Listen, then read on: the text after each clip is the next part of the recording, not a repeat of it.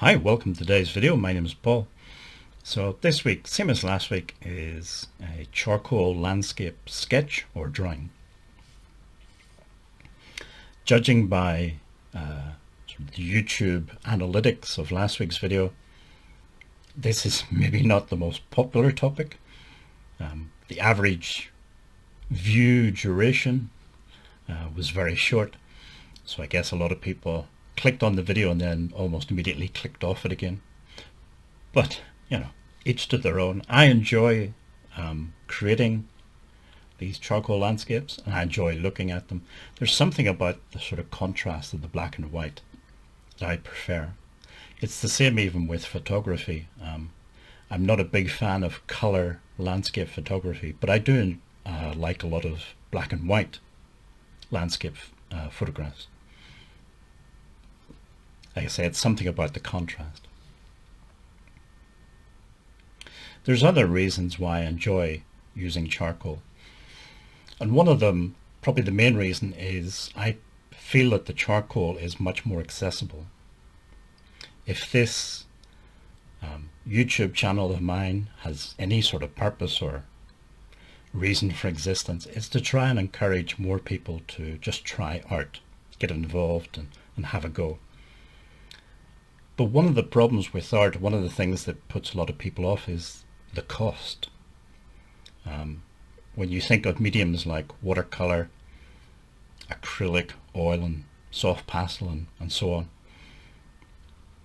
the paints themselves can be quite expensive. The paper or the canvas or wooden boards that you're using can be quite expensive as well.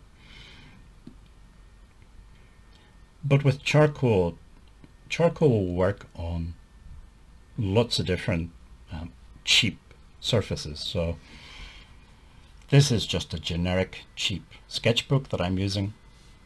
I think I bought a pack of 3 of them. I think it was from Amazon for about £6, £7, which is about $10 US,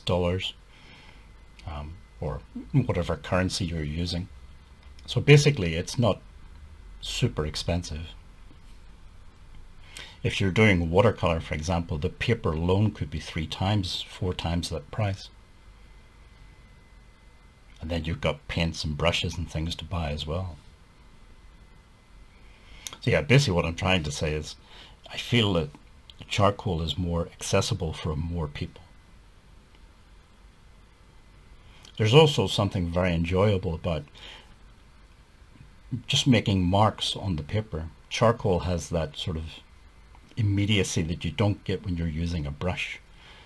You're actually getting your hands dirty using the charcoal and making marks directly onto the paper.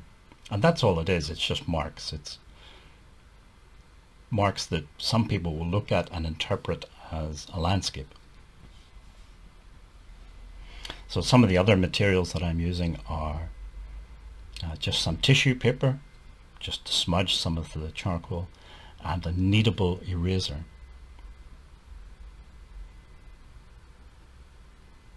So the kneadable eraser is just a very soft eraser that you can sort of shape into different shapes.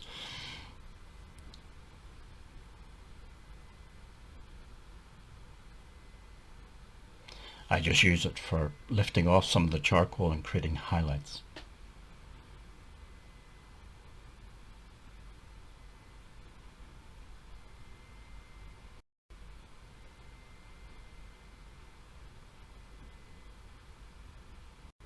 So this is the kneadable eraser that I'm using now.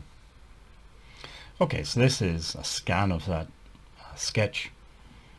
Obviously, if you're trying this for yourself, you don't need to create scans. I just use the scanner because the camera that I have doesn't really pick up the image so well, so I just scan it. It's easier to see. Like I say, if you haven't tried, have a go at charcoal. It's a nice way of getting into drawing. Like I said before, don't fixate too much on the final results. Just enjoy the process of creating some art. Okay, if you'd like to subscribe, just click on the big red button below, and hopefully see you in the next video.